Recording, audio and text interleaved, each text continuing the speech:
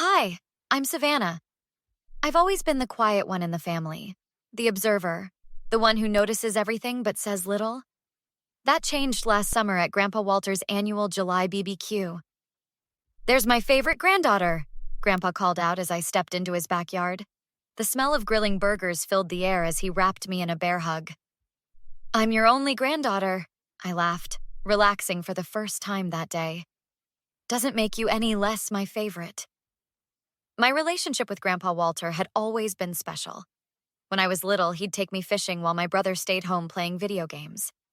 As I got older, our bond only grew stronger. 3 months earlier, at my high school graduation, Grandpa had surprised me with keys to a used Honda Civic. Nothing fancy, but it was mine. I can't believe you did this, I'd squealed, jumping up and down. You earned it, kiddo. 4 years on honor roll deserves something special. I'll never forget how Mom had sidled up next to him, slipping her arm through his. We're so proud of you, honey, she'd said, as if she'd been part of the decision. The memory faded as I watched Dad manning the grill beside Grandpa. Classic Thomas behavior, staying busy to avoid any potential drama. He'd perfected the art of disappearing whenever Mom started one of her performances. Savannah, help me with these plates, Mom called from the patio table. Her voice had that sugary quality it got around family gatherings. Everyone will be here soon. I grabbed the stack of paper plates, watching Rebecca arrange condiments with military precision. Everything had to be perfect when she was hosting, or co-hosting, I should say. Grandpa's house, Grandpa's food, but somehow always Mom's event. My cousin Megan arrived with her parents, immediately making her way to me. Hey, saved by reinforcements, she whispered. Your mom's already asked my mom 3 times if her potato salad recipe is store-bought or homemade. Some things never change, I muttered. Later, as everyone settled around the patio with loaded plates, Grandpa Walter plopped down next to me. Still loving the car I got you? Running okay? Before I could answer, Mom leaned forward. Well, we helped with that, didn't we, honey? It was a joint gift. She patted Grandpa's hand. Though it was mostly your idea, of course. The familiar heat of anger rose in my chest. I froze, fork halfway to my mouth. Joint gift? Grandpa looked confused. I don't recall. Remember we discussed it last Christmas? Mom smoothly interrupted. When we talked about what Savannah might need for college, you were so generous to cover most of it. Dad suddenly became very interested in his hamburger. That's not how I remember it, I said quietly, meeting Mom's eyes. Well, honey, you were so excited about the car, you probably didn't catch all the details. Her laugh tinkled like broken glass. Across the table, Megan caught my eye and raised an eyebrow. She'd witnessed Mom's revisionist history before. The car was from me, Grandpa stated firmly, patting my knee. Every penny. Of course it was, Mom backpedaled, voice tight. I just meant we discussed it as a family first. The conversation shifted to my uncle's new boat, but the damage was done. Another memory hijacked, another moment stolen. I caught Megan watching Mom with narrowed eyes. At least someone else saw the truth. After the BBQ wound down, I found Dylan sitting on Grandpa's porch swing, scrolling through his phone. My brother always found the quietest corner at family gatherings. You missed quite the performance in there, I said, dropping beside him. Mom claiming credit for something again? He didn't even look up. How'd you guess? This time, it was my graduation car. Dylan finally pocketed his phone. Remember my soccer scholarship? Mom told everyone she'd encouraged the coach to take a special look at me. The coach had no idea who she was.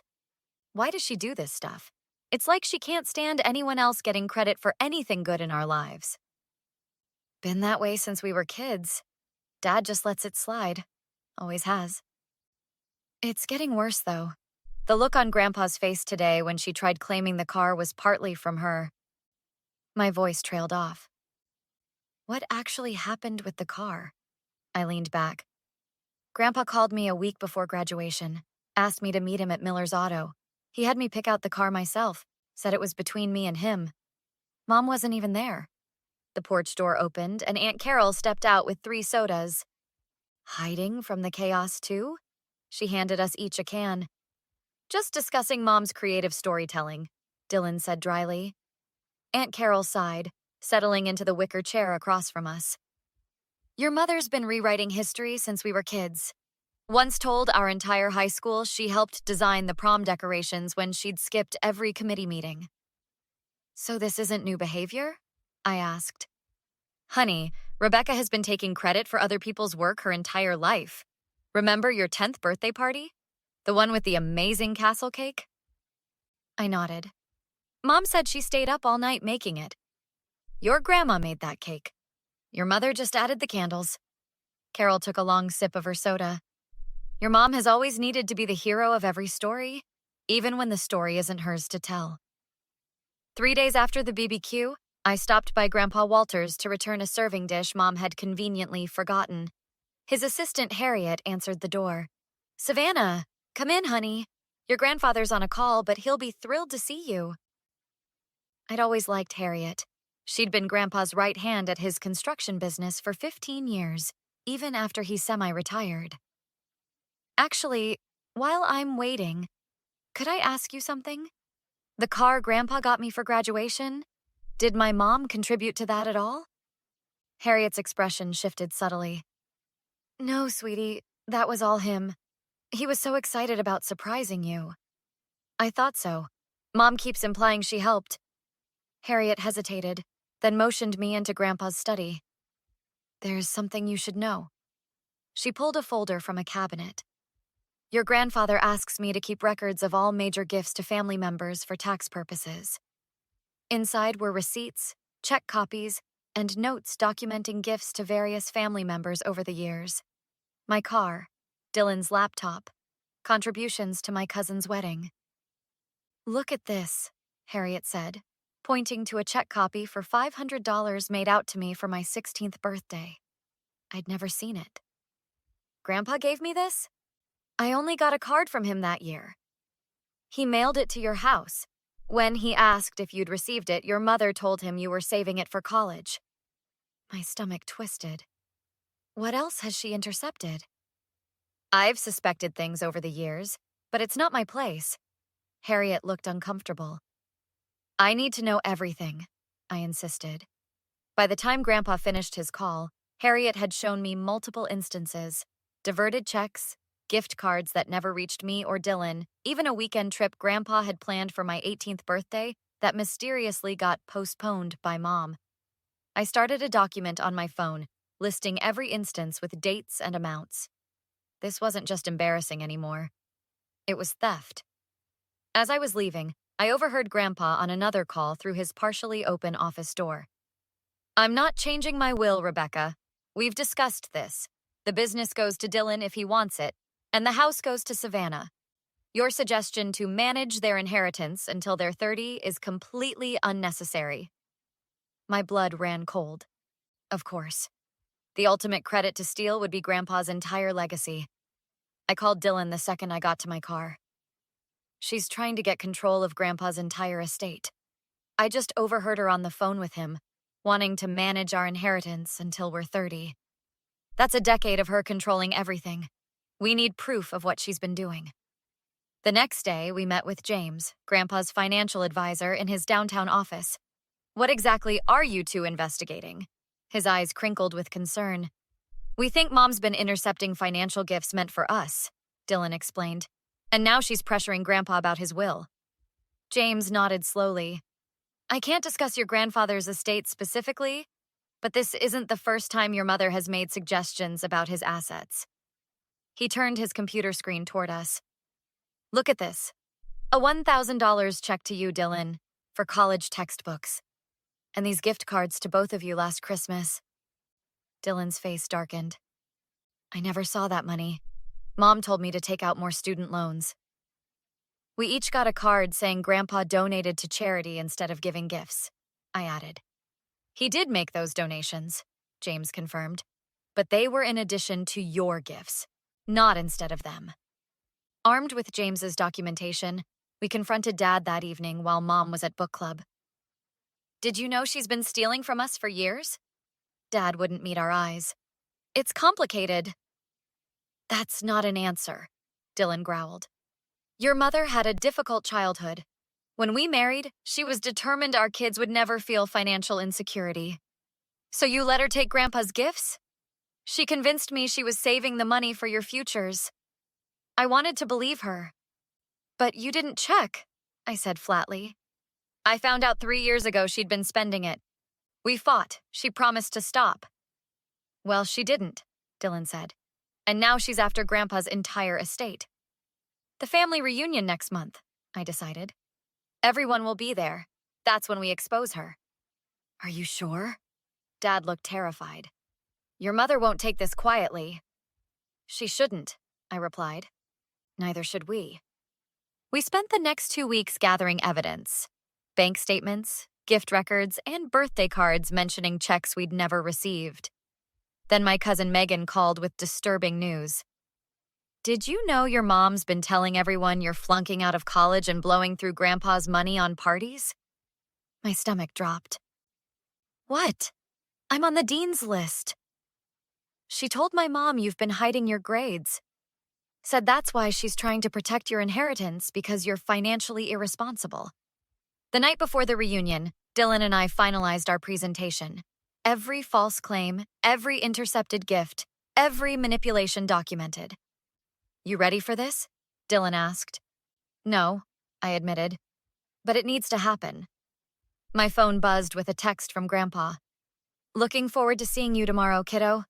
Got something important to discuss with the whole family. The trap was set.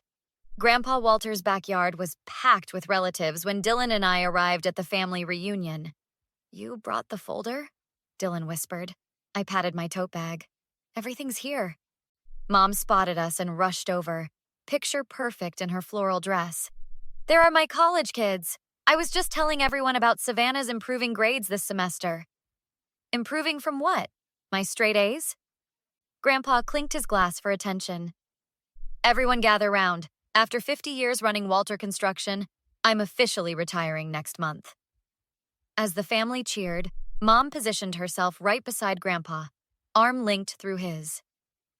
I've been thinking hard about the future of the business and my assets, Grandpa continued.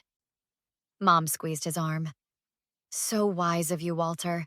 The family appreciates your foresight. I stepped forward. Before you continue, Grandpa, there's something the family needs to know. Savannah, don't interrupt. This isn't about you. Actually, it is. I opened my folder. It's about how you've been intercepting Grandpa's gifts to me and Dylan for years. How you've stolen thousands of dollars meant for us. That's ridiculous, Mom laughed nervously. Savannah's been struggling with her finances, making up stories. These aren't stories. I held up bank statements. These are records from James, showing checks Grandpa wrote that we never received. And here's proof Mom deposited them, Dylan added. You went through my private records? That's illegal. Not when Dad provided them. He knows everything, Mom. Across the yard, Dad nodded while Mom paled. Walter, they're twisting things. I was protecting them. Savannah especially has been so irresponsible. I'm on the dean's list, which you'd know if you weren't lying to everyone about me failing classes. Grandpa examined the documents with growing dismay. Rebecca, these are my checks, deposited into your account. I was saving it for their future. I was 21 when you took that $1,000 Christmas check, Dylan cut in. The floodgates opened as relatives realized their generosity had been hijacked for years. All those times you told me they didn't send thank you notes. They never received the gifts at all, Grandpa said, devastated. This clarifies my decision. Dylan and Savannah will inherit directly, with James as executor until they're ready. Walter, please. No, you're no longer welcome in my home, Rebecca. 2 weeks later, Mom showed up at my apartment, eyes puffy. Dad's moved out. Your aunts won't speak to me. I've lost everything. That wasn't my goal. I just wanted the truth. I'm sorry, she whispered. I never meant... Save it. You're sorry you got caught. Not for what you did. When you're ready to make actual amends, return the money, admit everything to everyone you lied to, maybe then we can talk. I closed the door as she started to protest. For the first time, I felt completely free of her manipulation. The next weekend, Grandpa, Dylan, Dad, and I had dinner together. No schemes, no lies, no toxic presence controlling the narrative. Just family, the real kind. Would you forgive a parent who stole thousands of dollars from you and lied to your entire family about your character? Or would you permanently cut them out of your life? What would it take for you to consider reconciliation? Share your thoughts in the comments. If you enjoyed Savannah's journey to justice, hit that like button and subscribe for more revenge stories where toxic people finally face consequences. New stories every day.